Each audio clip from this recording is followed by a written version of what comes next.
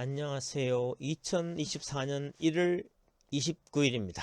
오늘은 영어의 품격 19번째 시간으로서 오늘의 공부할 영어 명언은 스토리에 관한 영어 명언과 마지막으로 고급 영어를 한마디 공부하는 시간을 갖도록 하겠습니다.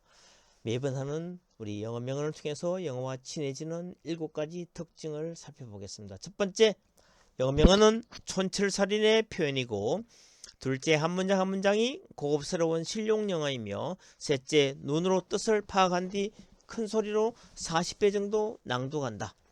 넷째, 명언을 직접 필사해보는 것도 좋다. 다섯 번째, 쓰고 크게 소리내어 낭독하는 것은 적극적인 언어 행위이며, 여섯 번째, 보고 듣기만 하는 소극적인 태도는 영어 회화 학습에 큰 장애물이 되고, 마지막으로 하루 한 문장씩 외우면 영어 말하기 실력이 일취월장할 것이라는 영어 명언을 통해서 영어와 친해지는 7가지 특징을 살펴보았습니다.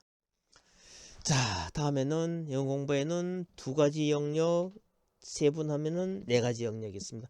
인풋과 아웃풋이 있는데, 인풋에는 읽기, 리딩이 있고, 듣기, 리스닝이 있고, 그 다음에 아웃풋에는 말하기, 스피킹이 있고, 글쓰기, 라이팅이 있습니다. 그래서 인풋이 없으면 아웃풋도 없게 되는 겁니다. 그래서 the more input, the better output. the more input, the better output.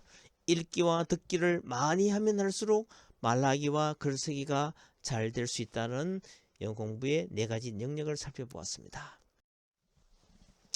자, 오늘 우리 영어 명언 공부는 스토리에 관한 공부를 하는 시간을 갖도록 하겠습니다. 오늘 스토리에는 에스터 페를이라는 벨기에 심리치료사입니다. 유대인 출신의 벨기에 심리치료사고, 그의 대표적인 작품으로는 포로 생활에서의 짝짓기라는 대표적인 작품이 있습니다. 자, 그의 영어 명언을 한번 읽어보겠습니다. When you pick a partner, you pick a story, and that story becomes the life you live. 한글로 번역을 해보면은 어떤 파트너를 선택할 때는 어떤 스토리를 취한다는 것이고, 그 스토리는 살아가는 삶이 되는 것이다 라고 번역이 가능합니다. 다시 한번 명언을 읽겠습니다. When you pick a partner, you pick a story, and that story becomes the life you live. 어떤 파트너를 선택할 때는 어떤 스토리를 취한다는 것이고, 그 스토리는 살아가는 삶이 된다는 것입니다. 자, 여기서 우리는 삶을 살아가는데 스토리가 없으면은 너무나 공허해지는 겁니다. 그래서 우리는 항상 살아가면서 스토리를 만들고 가는 과정을 만들어야 됩니다. 그래서 스토리는 4개의 단계가 있습니다. 첫 번째는 스토리 메이킹, 스토리를 만들기가 있고, 둘째는 그 만든 스토리를 스토리 텔링, 스토리를 이야기를 하는 단계가 있고, 세 번째는 스토리 셀링, 스토리를 판매하는 단계가 있고, 마지막으로는 스토리 두잉, 스토리를 실행하기라는 4개 단계. 이렇게 됐을 때 스토리가 완성이 되는 겁니다. 스토리는 4개 단계가 있다. 첫 번째 스토리 메이킹, 만들기. 둘째 스토리 텔링, 이야기하기. 스토리 셀링, 판매하기. 스토리 두잉, 실행하기. 이 4단계가 있다는 것을 우리는 기억을 했으면 좋겠습니다. 자, 켄 브랜차드라는 유명한 사람이 있습니다. 이분이 대표작은, 켄 브랜차드는 잘 기억할지 몰라도 이분의 책 이름을 들으면 하고 기억할 겁니다. 그의 가장 대표적인 우리나라에 번역된 책 이름이 칭찬은 고래도 춤추게 한다는 이 책의 저자이기도 하는 겁니다. 켄 브랜차드의 명언을 한번 읽어보겠습니다. The best way to teach people is by telling a story. The best way to teach people is by telling a story. 사람들을 가르치는 가장 좋은 방법은 스토리를 말해주는 것이다 라고 켄 브랜차드는 이야기하고 있습니다. The best way to teach people is by telling a story. 사람들을 가르치는 가장 좋은 방법은 스토리를 말해주는 것이다. 결국은 스토리가 없으면 재미가 없는 겁니다. 그래서 항상 우리는 스토리를 계속 이어가는 그런 과정을 해야 되는 겁니다. 우리 삶 자체가 하나의 스토리이기 때문에 그 스토리를 아주 재밌게 편집하는 과정도 대단히 중요하다고 보는 겁니다. 자, 그러면 오늘은 우리 고급 영어 표현 시간을 한번 갖도록 해보겠습니다. 자, 우리는 사람들을 만날 때 항상 excuse me 라는 표현을 먼저 써야 되는 겁니다. 우리는 지하철을 타고 가다 보면 어떤 외국 사람이 탁 나타나면은 그래도 영어를 좀 하시는 분이 좀 나이 드신 분들이 다짜고짜로 신분하듯이 질문합니다. Where are you from?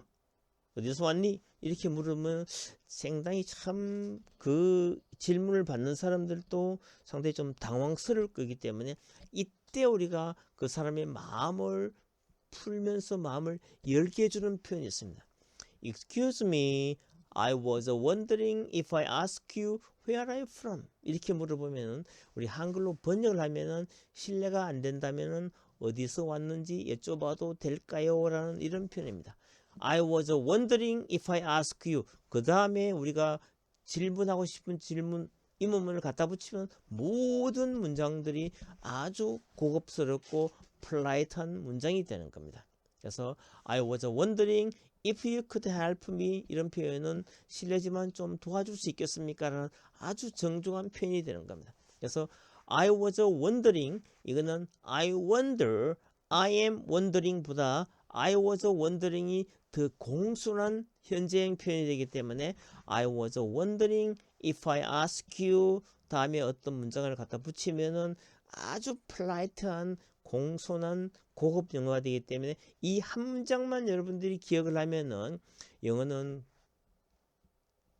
별로 어렵지 않게 공부할 수 있는 겁니다. 그래서 두 번째는 I would like to ask you. I would like to ask you 다음에 어떤 의문문을 갖다 붙여도 되는 겁니다. 또 다른 표현은 Do you mind if? Would you mind if?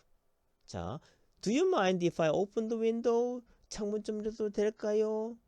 이렇게 항상 Do you mind if나 Would you mind if 이런 표현도 괜찮지만 그래도 첫 번째 나와 있는 I was wondering if I ask you 다음에 우리가 물어보고 싶은 질문을 딱 갖다 붙이면은 이보다도 더 공손하고 polite한 문장이 없습니다. 그래서 여러분들은 다른 거 다 잊어버리더라도 I was wondering if I ask you 다음에 우리가 실제 물어보고 싶은 질문을 갖다 붙이면은 최고급 영어가 되기 때문에 이 한 문장만큼은 여러분들이 꼭 기억을 했으면 좋겠다고 여러분들에게 말씀을 드리고 싶습니다.